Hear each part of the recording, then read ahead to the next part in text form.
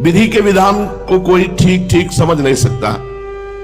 जिसके पास प्रचुर परिणाम में भोजन पदार्थ है उसमें पाचन शक्ति नहीं है, और जिसमें पाचन शक्ति है उसे भोजन नहीं मिलता। बड़ा विचित्र खेल है भगवान का। एक विद्वान है ऐसे अद्भुत, घर में खाने की व्यवस्था नहीं, और जिसमें न विद्या है, न बुद्धि है, न तेज है, न बल है, अपार धन वैभव। भगवान की लीला बड़ी विचित्र है। आवश्यकता से अधिक अर्थ भरा पड़ा है। जहां संतान है वहां धन नहीं है, और बड़े धनी है और एक को लड़का नहीं। बड़ा विचित्र भगवान का खेल है। कवि ब्रह्मा जी की सृष्टि रचना में बड़ी भारी भूल देख रहे हैं। देखिए स्वर्ण कितना सुंदर है, अगर उसमें सुगंध होती तो ब्रह्मा जी भूल गए। अगर स्वर्ण में सुगंध दे देते तो क्या कहना था। ईख के डंडे में जब इतनी मिठास है तब यदि उसमें फल लगता तो कितना बढ़िया होता। सोने में सुगंध नहीं दी, ईख में कोई फल नहीं दिया। ब्रह्मा जी बड़ी भूल कर गए। जब चंदन की लकड़ी में इतनी सुगंध है तो उसमें फूल होता, चंदन का फूल, तो कितना बढ़िया होता। ये भी ब्रह्मा जी भूल गए। विद्वान लोग बिना रुपए पैसे के ही अपनी वाणी से आकाश पाताल सब एक कर देते हो। कहीं उनके पास धन होता तो विद्वानों को धन देना भूल गए, चंदन में फूल देना भूल गए, ईख में फल देना भूल गए, और सुवर्ण में सुगंध देना भूल गए। जितने भारी विद्वान होंगे उतने दरिद्री होंगे, धन की कमी। और जितना भारी तेजस्वी होगा महात्मा उतने कम आयु वाला होगा, जवानी में पधार जाएगा। जितने बड़े बड़े महात्मा हुए कम आयु वाले हुए। हमें लगता है ब्रह्मा जी ठीक से अगर सृष्टि बनाते तो बढ़िया रहता। किसी कवि ने कहा कि गंधा सुवर्णे फल मिक्षु दंडे नाकारी पुष्पम खलु चंदनेशु विद्वान धनाढ्यो न तो दीर्घ जीवी धातु पुरा कोपि न बुद्धि दधो भूत।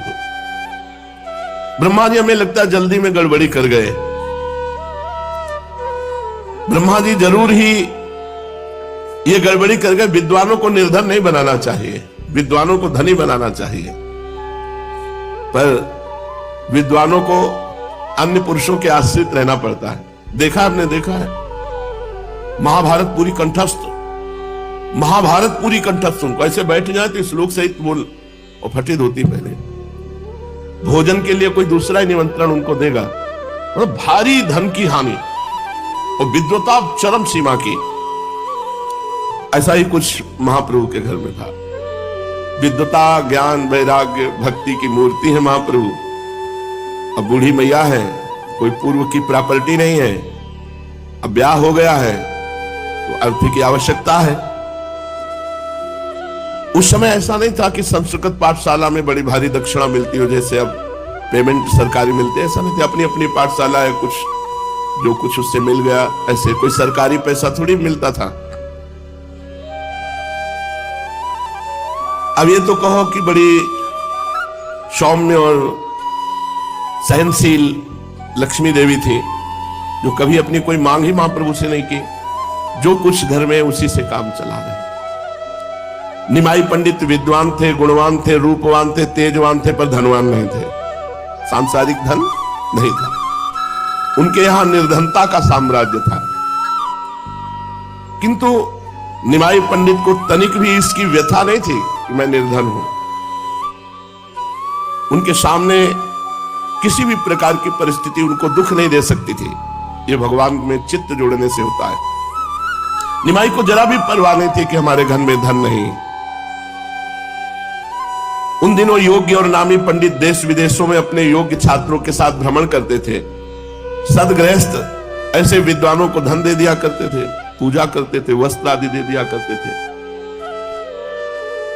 कुछ विद्वानों ने निमाई से कहा कि आप भी थोड़ा भ्रमण करो, तो भ्रमण करने से कुछ विद्वता का प्रकाश होगा और धन मिल जाएगा, जिससे परिवार का पोषण होगा। तो निमाई की भी पूर्व बंगाल में भ्रमण करने की इच्छा हुई। उन्होंने अपनी माता की अनुमति से अपने कुछ योग्य छात्रों के साथ पूर्व बंगाल की यात्रा की। उस समय लक्ष्मी देवी को उनके पिता के घर में रख दिया। मतलब बड़ी विचित्र भगवान की बात है कि ऐसे महापुरुषों के घर में भी ऐसी अव्यवस्था, जबकि बड़े बड़े मूर्खों में खूब धन संपत्ति देखी गई,